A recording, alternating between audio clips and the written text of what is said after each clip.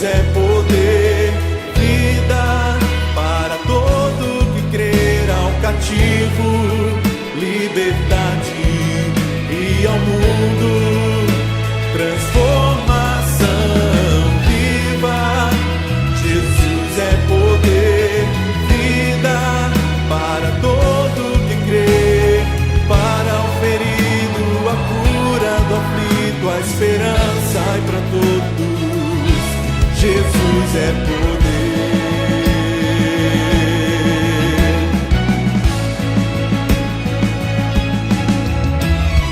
Lágrimas e aflições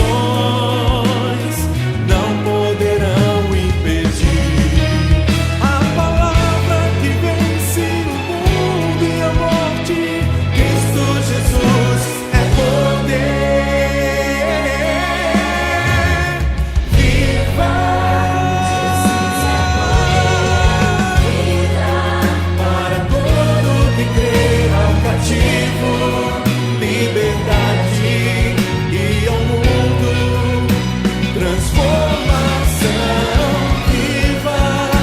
Jesus é poder, vida para todo que crê, para o ferido a cura, do aflito a esperança, e para todos Jesus é poder.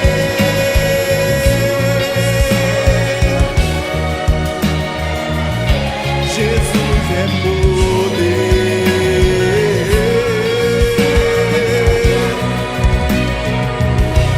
Jesus é poder.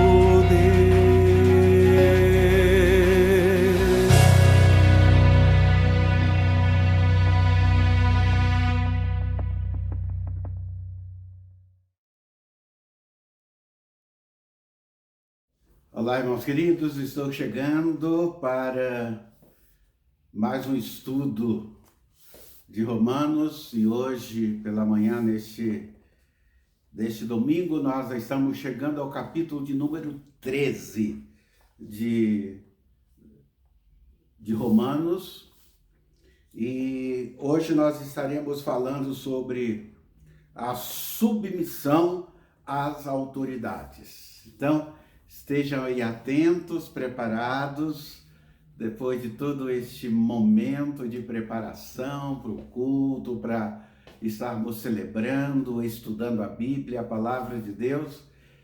E eu chego à sua casa, onde você estiver, famílias da igreja, amigos nossos, irmãos de outras igrejas que têm nos acompanhado através do canal. E lembrando sempre para vocês que têm sido abençoados através dos estudos e dos cultos da Igreja Batista em Jardim Santana, olha, eu quero convidar você, se ainda não fez, assine, esteja aí se registrando no nosso canal. É muito importante, né, você fazer o seu registro no canal. Com isto, muitas outras pessoas estarão sendo também abençoados. Eu quero dizer que é muito bom saber que você está bem, né? É maravilhoso. Muito bem, hoje nós chegamos ao capítulo 13, e antes de estudarmos o capítulo 13 de Romanos, nós vamos ter o privilégio, a bênção, de fazermos uma recapitulação da parte do que nós estudamos até aqui, para ficar bem gravado aí na sua mente, para você reter bem essa mensagem, que entendemos que é muito importante, é muito significativa. Hoje nós vamos ver a recapitulação do capítulo de 1 a 4, e depois no final, nós iremos fazer a recapitulação dos outros capítulos que nós estamos estudando, inclusive o capítulo de número 13, para que na hora de fazermos a recapitulação do livro, essa recapitulação não seja muito extensa, né? E isso pode, às vezes, tornar um pouco cansativo para você. Então, a primeira coisa que nós observamos aqui na carta de Romanos, e que você também já percebeu que está acompanhando aí o estudo, né, de Romanos, você observa que Paulo mostra como Jesus criou a nova família, a nova aliança com Abraão através da sua morte e ressurreição, através do envio do Santo Espírito de Deus. Esse Espírito Consolador, Confortador, ele na verdade passa a permear, a ser apresentado de uma forma muito especial pelo apóstolo Paulo. Muito bem, portanto nós vamos agora à recapitulação desses 4 primeiros capítulos para voltarmos ao capítulo de número 13. Portanto, fica aí com a recapitulação, pega a caneta, a atenção muito especial. Nós iremos fazer isso de uma forma muito pedagógica, e eu sei que você vai gostar. Extraordinário. Eu achei fantástico esta metodologia que foi apresentada nesta recapitulação, e eu sei que vai ser muito bom, vai ser muito edificante e abençoador, e você vai gostar bastante. Vamos aí à recapitulação dos 4 primeiros capítulos do livro de Romanos. Já a gente volta aí com o capítulo de número 13. A carta de Paulo aos Romanos é uma das coisas mais longas e significativas já escritas por aquele que antes era conhecido como Saul de Tarso. Ele era um rabino judeu, pertencente a um grupo conhecido como fariseus, e ele era apaixonado e devoto à Torá de Moisés e às tradições de Israel. E ele via Jesus e seus seguidores como uma ameaça. Mas ele teve um encontro radical com Jesus ressuscitado, que o enviou como um apóstolo, como um representante oficial para o mundo do povo não judeu, chamado de gentios na Bíblia. E então ele começou a usar o seu nome romano, Paulo, e viajou por todo o antigo Império Romano contando às pessoas sobre o Rei Jesus ressuscitado e formando seus seguidores nessas novas comunidades chamadas de igrejas. E Paulo, ocasionalmente, escrevia cartas para essas novas comunidades de Jesus para ajudá-las a promover sua fé e responder a perguntas que as pessoas tinham. E o livro de Romanos é uma dessas cartas. Na verdade, foi escrito bastante tarde em sua carreira. Agora, sabemos, pelo livro de Atos, que a igreja em Roma já existia por algum tempo e que era composta por judeus e não-judeus seguidores de Jesus. Mas a certa altura, o imperador romano Cláudio expulsou todo o povo judeu de Roma. E então, cerca de 5 anos depois, todos esses judeus, incluindo os judeus seguidores de Jesus, foram autorizados a retornar. E quando o fizeram, encontraram uma igreja que se tornou muito não-judaica em costume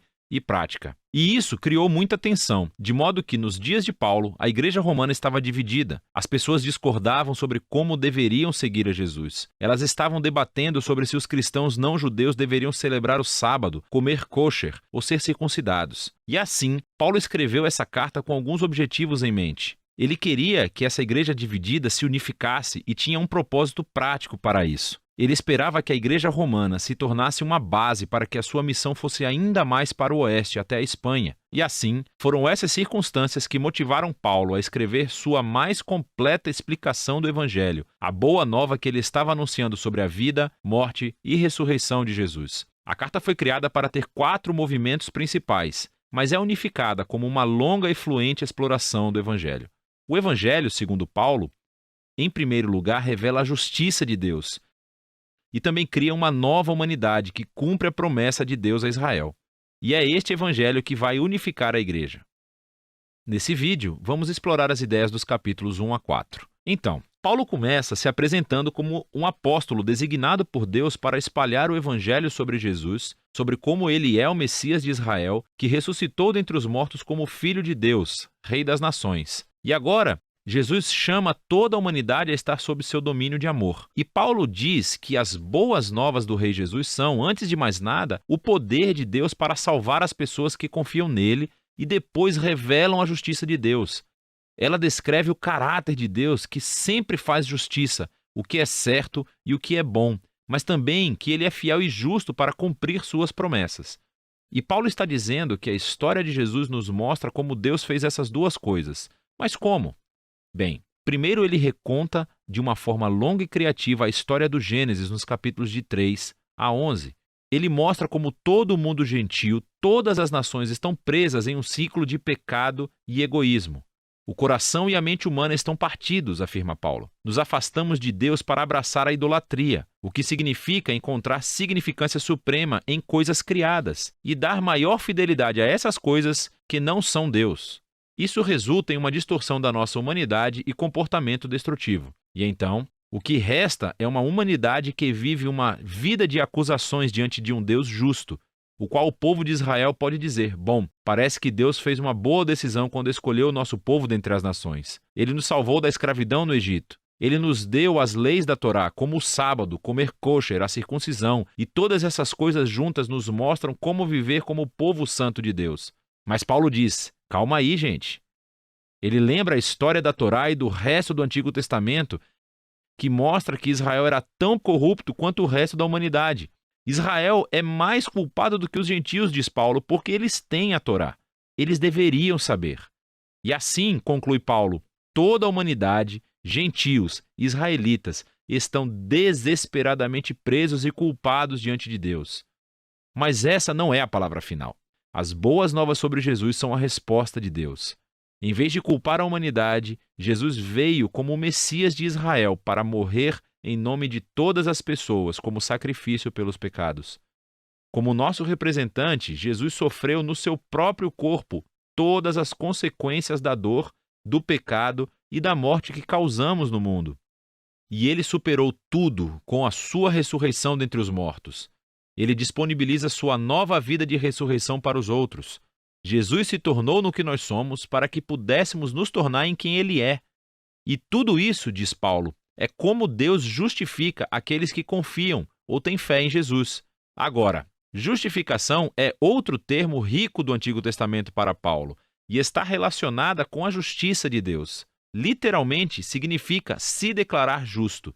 Por causa daquilo que Jesus fez em nosso lugar, recebemos um novo status diante de Deus. Em vez de nos considerar culpados, Deus declara que as pessoas estão em um relacionamento correto com Ele e estão perdoadas. A justificação resulta em uma nova família. A pessoa que confia em Jesus recebe um lugar entre o povo da aliança de Deus. A justificação também resulta em um novo futuro, que inicia uma jornada de transformação da vida pela graça de Deus. E assim, todas essas coisas sobre justificação são um presente de Deus para aqueles que, através da sua fé, estão em Cristo Jesus. E isso leva Paulo, no capítulo 4, a explorar as enormes implicações que tudo isso tem para quem pode fazer parte da família da aliança de Deus. Ele volta para a história de Abraão em Gênesis, capítulo 15. Antes de qualquer uma das leis da Torá ter sido dada a Israel, Abraão foi justificado, ou declarado justo, diante de Deus. Como? Bom, Deus prometeu que Abraão se tornaria pai de uma grande família multiétnica que receberia a bênção de Deus. Mas ele e sua esposa Sara eram muito velhos, nunca conseguiriam ter filhos. Mesmo assim, Abraão tinha uma fé radical e confiança na promessa de Deus, e, portanto, Deus declarou que ele era justo. E assim, Paulo diz, agora Abraão tornou-se o pai da nova família da aliança e está se espalhando por todo o mundo. Essa família é composta de judeus e gentios que têm o mesmo tipo de fé e confiança naquele que cumpriu a promessa de Deus a Abraão, Jesus, o Messias. Então, vamos fazer uma pausa e resumir as ideias principais de Paulo aqui nos capítulos de 1 a 4, porque elas são a base para entender o restante da carta. Esse resgate, no entanto, não vai acontecer através de pessoas que tentam obedecer às leis da Torá. Pelo contrário, o caráter justo de Deus o levou a resgatar o mundo através da morte e ressurreição de Jesus. para que ele pudesse criar essa família multiétnica de Abraão baseada na fé e torná-los o seu próprio novo povo da aliança. E então, Paulo mostra como essa nova família faz parte de algo muito maior, que os leva a um novo modo de vida juntos. Mas tudo vai estar enraizado nessas ideias centrais exploradas no capítulo de 1 a 4 da carta de Paulo aos Romanos. Tinha certeza absoluta que você ia gostar muito desta recapitulação. Isso acrescentou, não é algo para ser repetitivo, mas para acrescentar, para trazer novas informações, principalmente dessa forma toda especial que foi feita essa recapitulação. Agora, pega aí a sua Bíblia e vamos para o capítulo de número 13. Fiquem atentos, porque nós vamos completar agora esta série de estudos nos capítulos, e quando encerrarmos os capítulos, eu volto a fazer a recapitulação a partir do capítulo de número 5 aí até o final, e da mesma forma como foi hoje, também você terá a oportunidade de fazer uma recapitulação, principalmente aqueles que não pegaram todos os estudos. É uma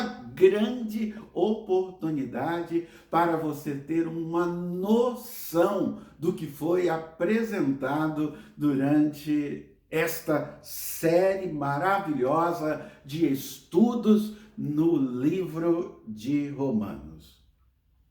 Olha só como começa o capítulo 13 de Romanos. Creio que nunca ouvimos e lemos tanto como nos últimos meses a citação do texto de Romanos 3 e versículo de número 1. Quando olhamos aqui para este versículo, nós podemos perceber isto. O texto sagrado, ele diz assim: todos devem sujeitar-se às autoridades governamentais, pois não há autoridade que não venha de Deus. As autoridades que existem foram por ele estabelecidas. Como nós temos ouvido, quando nós temos observado isso através de tantas leis que foram editadas nesse período de pandemia, trabalhos e templos sendo fechados, o culto sendo apenas online, em obediência a decretos que governadores estiveram determinando para o bem da comunidade, para o bem do cidadão. E nós nos submetemos, sim, a essas leis que vieram para todos nós, não apenas um ou dois, mas todos nós estamos sujeitos às leis. Aqui, em Romanos capítulo 13, Paulo aborda um tema delicado. É muito delicado o texto que nós estamos olhando agora, que nós iniciamos esse estudo, que é a sujeição às autoridades. Os cristãos de seus dias, eles viviam, estamos falando aqui do tempo do apóstolo Paulo, lá em Roma, vivia sobre a pressão do império. O império jogava uma pressão muito forte sobre o cidadão e principalmente os cristãos da época. Muitos deles, nós conhecemos a história, você conhece a história e sabe muito bem desta questão, eram mortos, torturados e lançados a leões famintos nas arenas, e isto para divertir a multidão. Era como se estivesse num estádio de futebol, assistindo uma partida de futebol e cada um torcendo para o seu time. Só que praticamente todo mundo torcia para os leões e nunca para os cristãos. Sempre, certamente, teríamos gente fora da arena, orando, intercedendo, pedindo a misericórdia que eles pudessem continuar sendo fiéis ao nosso Deus. E vem aqui o ensino de Paulo, que ele utiliza o exemplo de Jesus, que se sujeitou ao mesmo sofrimento, à mesma injustiça, confiando sua alma a Deus, que o podia livrar, mas ele se submeteu a todos esses tipos de sofrimento. Após isso, Paulo mostra que o amor é o caminho para agradar, para fazer a vontade de Deus e cumprir com isto a lei que determinava.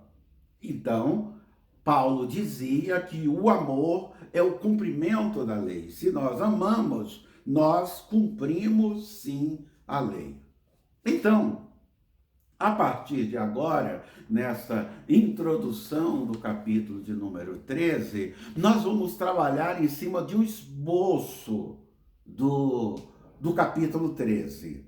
Eu tenho falado tanto nos estudos presenciais, como também aqui no estudo online, de que a minha proposta com o estudo dos capítulos e aqui do capítulo de número 13, não é encerrar a mensagem, mas apenas trazer para você, levantar para você todo um material riquíssimo de orientação, de esclarecimento, da importância, do valor que isso tem para a vida cristã, para que você continue estudando o livro, para que você continue fazendo uma leitura mais aprofundada, com pesquisas, com comparações com outros textos bíblicos, a questão histórica, a questão da mensagem, confrontando tudo isso, trazendo uma riqueza extraordinária para a sua vida e para a vida da sua família. Então, pega aí caneta, lá, papel, e vamos fazer a anotação, vamos montar o esboço do capítulo 13 de Romanos. A princípio, dominante nesse texto sagrado, nós vemos o tema amor sendo apresentado. Paulo falou da importância do amor antes de oferecer exemplos de como nós devemos nos portar. Jesus Cristo citou o amor nos 2 grandes mandamentos. Vocês sabem muito bem que a base dos 2 grandes mandamentos é o amor.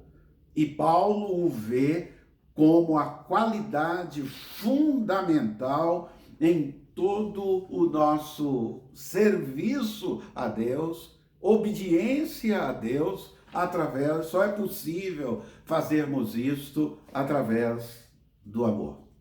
Então, vamos lá, a divisão desse texto, que você já está aí pronto, já está aguardando, esperando por este momento que entendo ser especial. Então vamos lá, olha aí, anote aí, do versículo 1 até o versículo de número 7, esses 7 primeiros versículos do capítulo 13 de Romanos vai trabalhar exclusivamente sobre esta questão da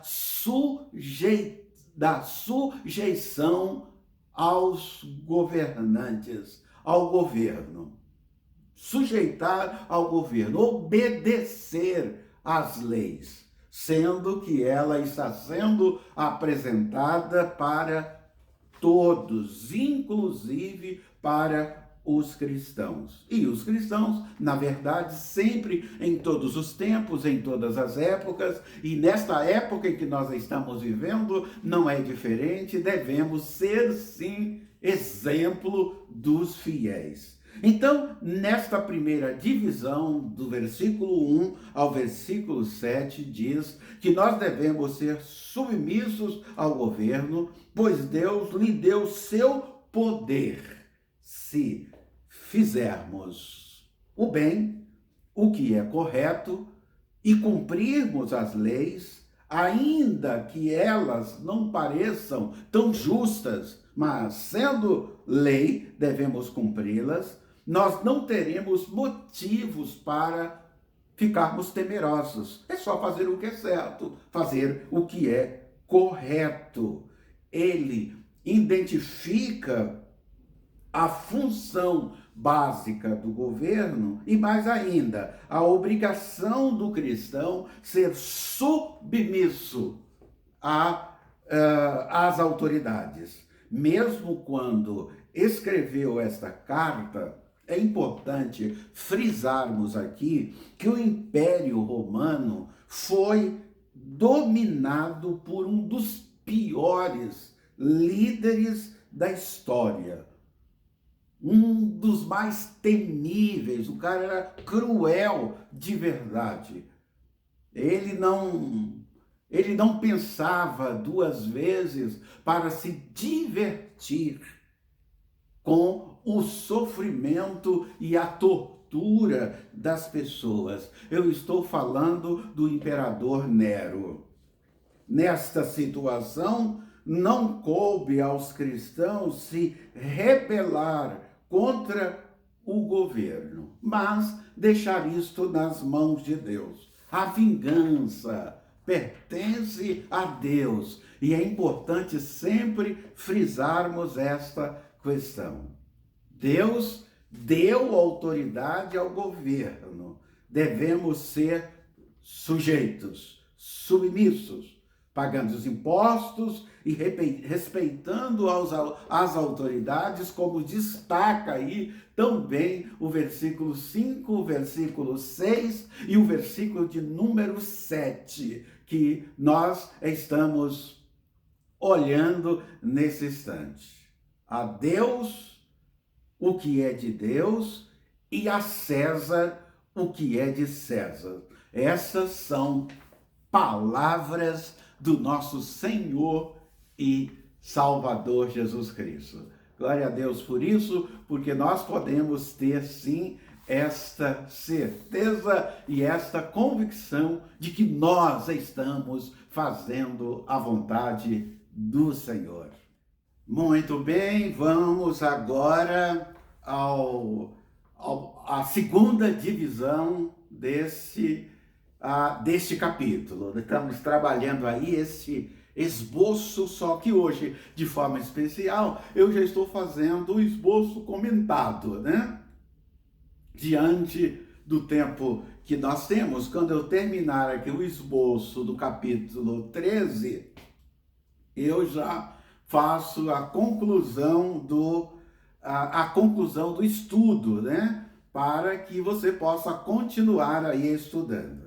Então, o segundo momento, o segundo tópico, a segunda divisão deste esboço é o amor ao próximo. Então, do versículo 8 até o versículo de número 9, trata sobre a questão do amor ao próximo. Então, é importante nós estarmos atentos a isto. Se você ler aí, você vai perceber que esse é o assunto, esse é o tema que está sendo apresentado.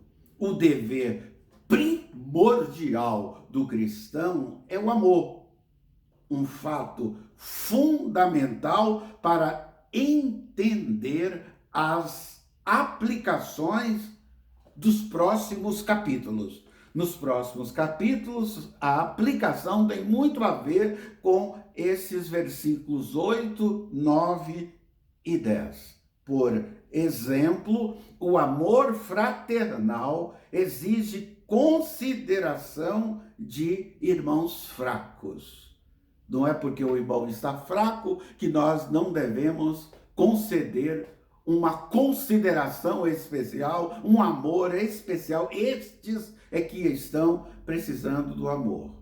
Nós estaremos vendo isto de uma forma mais detalhada no próximo capítulo, no capítulo de número 14. Fiquem aguardando, esperando este momento que nós iremos tratar deste assunto com uma profundidade maior.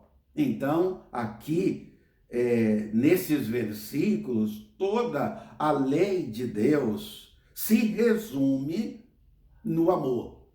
Esta é uma constatação não só do apóstolo Paulo, como de Jesus Cristo, colocando para nós.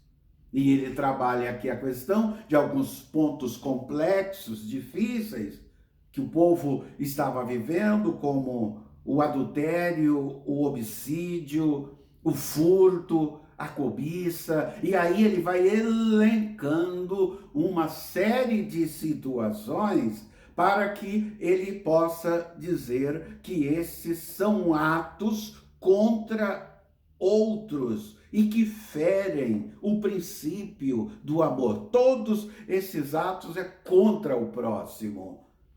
Então, precisa ser colocado em prática o amor ao próximo. A terceira divisão do capítulo 13 fala sobre estarmos revestidos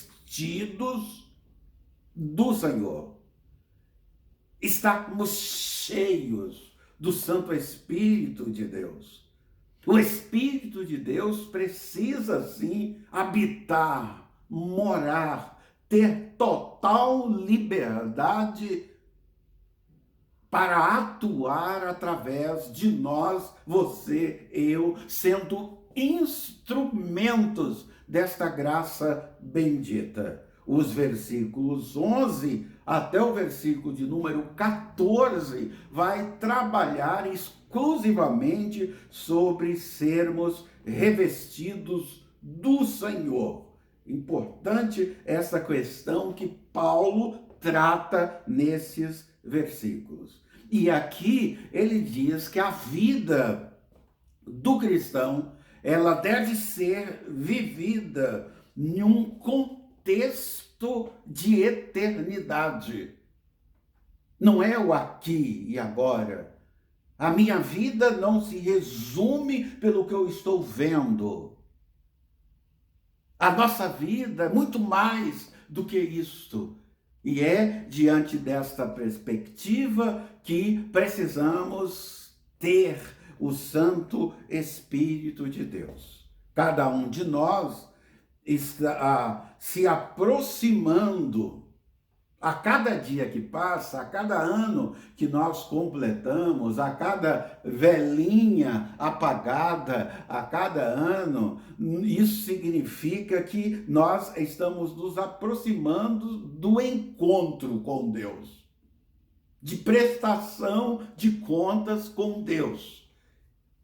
Então, toda vez que você completa mais um ano de vida e que celebra com famílias, com amigos, né? Que canta parabéns para você, mas lembre-se também que você deu um passo a mais na direção de prestação de contas com Deus. É importante nós termos esta consciência. Nós, portanto, não podemos, não devemos brincar com o pecado, com as coisas que não agradam a Deus, nem praticar as obras das trevas que o mundo faz de uma forma natural. Para eles, estas coisas são naturais. Para nós, não. Natural para nós é permitirmos que o Espírito de Deus haja na nossa vida e que nós sejamos instrumentos de Deus. Para o crente, isso deve ser natural. Isso deve ser o que nós perseguimos, buscamos, desejamos de todo o nosso coração, de toda a nossa alma e de todo o nosso entendimento. Para nós isto é significativo. É interessante que Jesus, o nosso Senhor, ele usou Jesus usou apelos bem parecidos como estes que nós estamos vendo aqui, apresentado por Paulo nesses versículos 11 a 14, sobre ser revestidos do Senhor, quando Jesus avisa os judeus do castigo iminente que estava por vir se não houvesse arrependimento, se não houvesse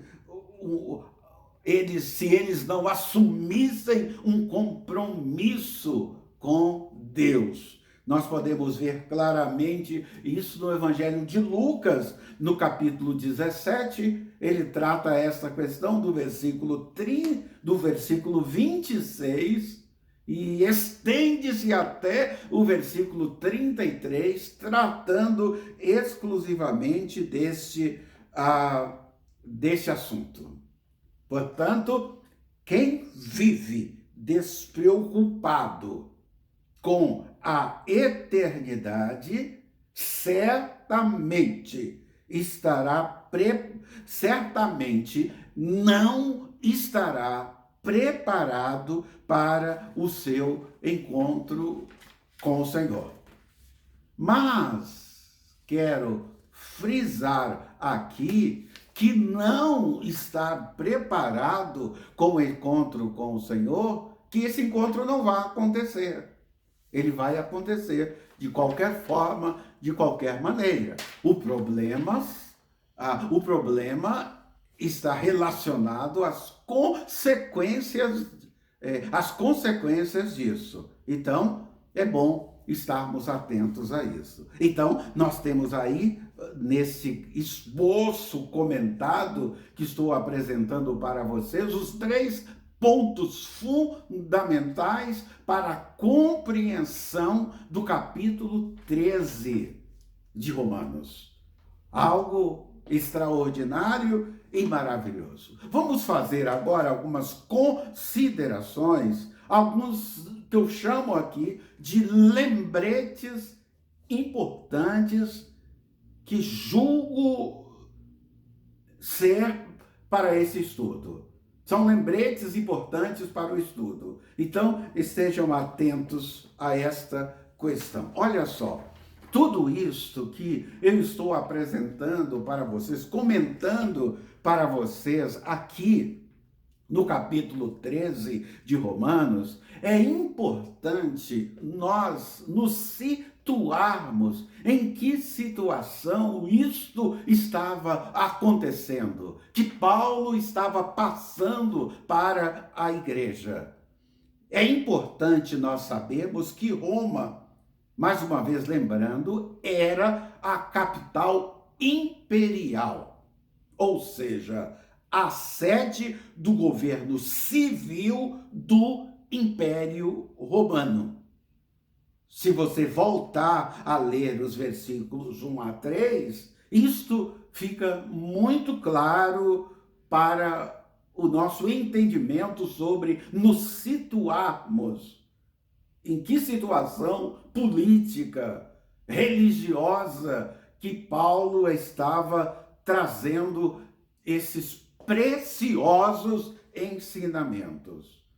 Como residentes em Roma, os primeiros leitores do livro aos Romanos, é importante observarmos aqui que os leitores do livro de Romanos que Paulo estava passando para eles estavam cientes tanto da glória como da vergonha daquela cidade nesse período em que o imperador Nero estava liderando, estava governando.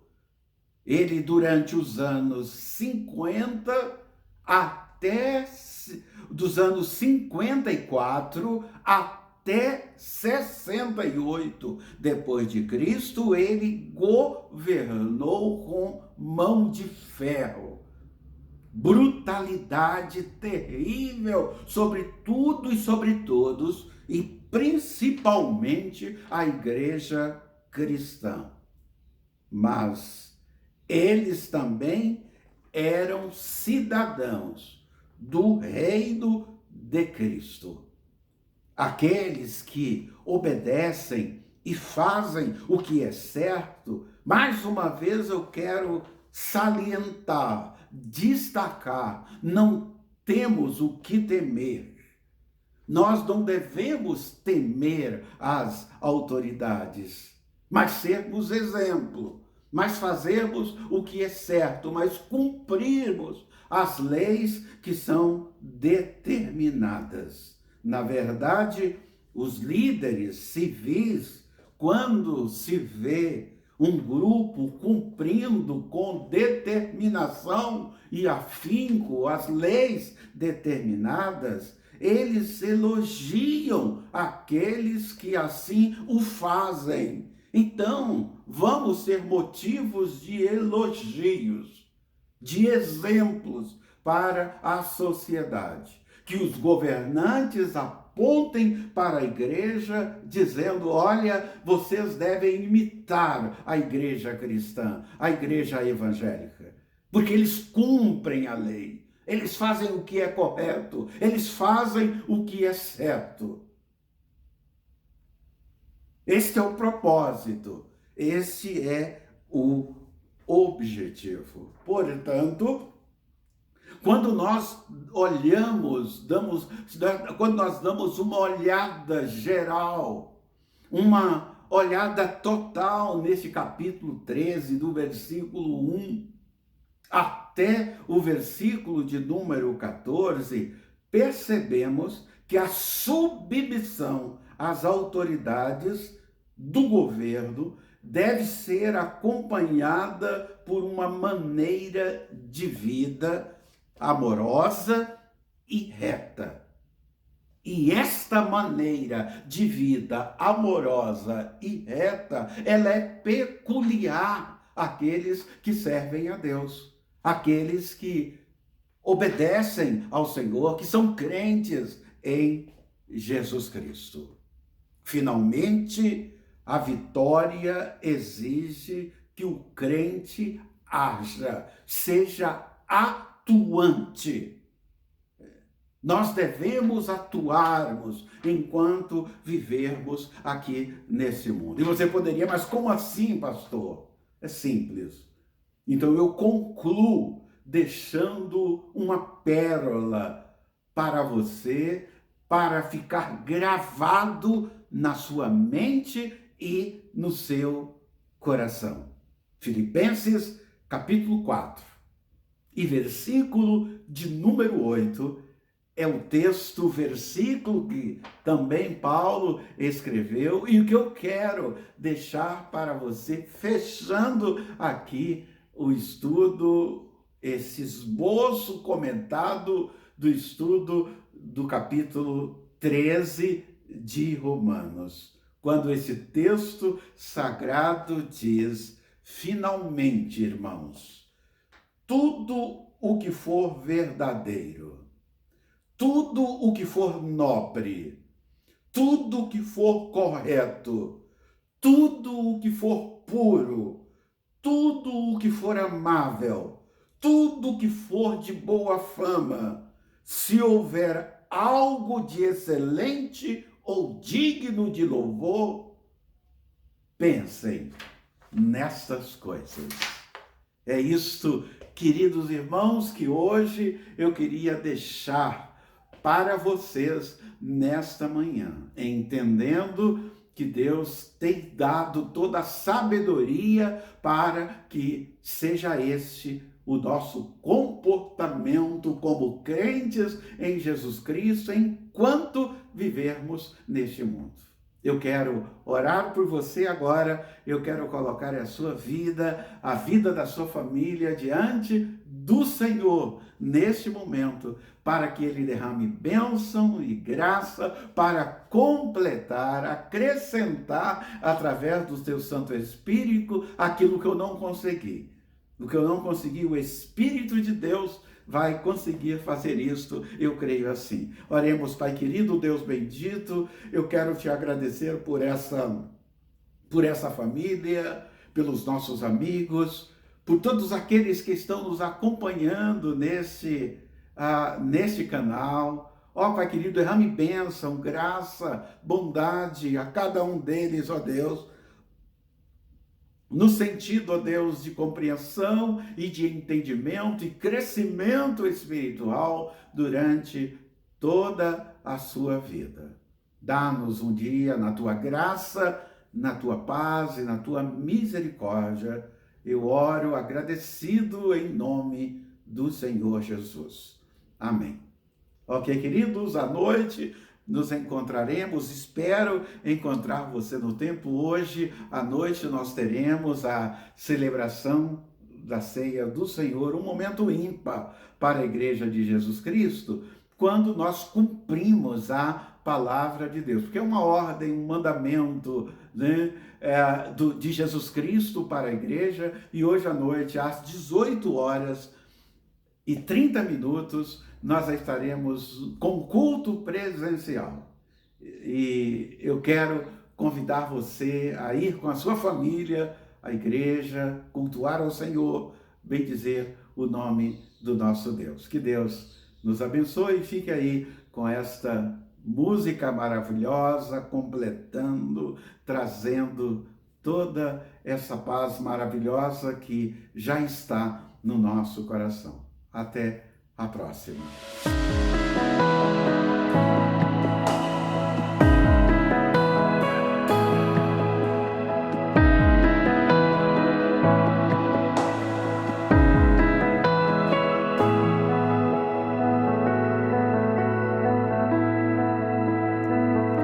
Se tu olhares, Senhor, pra dentro de mim,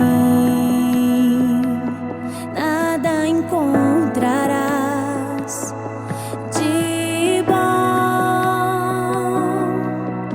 mas um desejo eu tenho de ser transformado.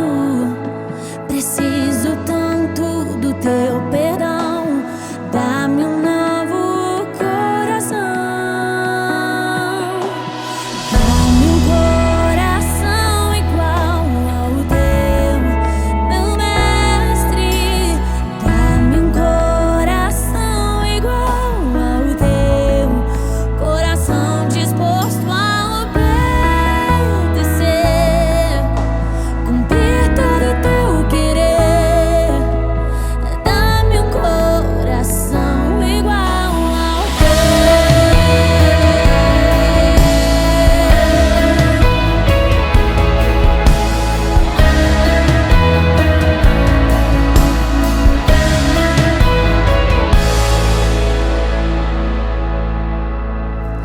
Se tu olhares, Senhor,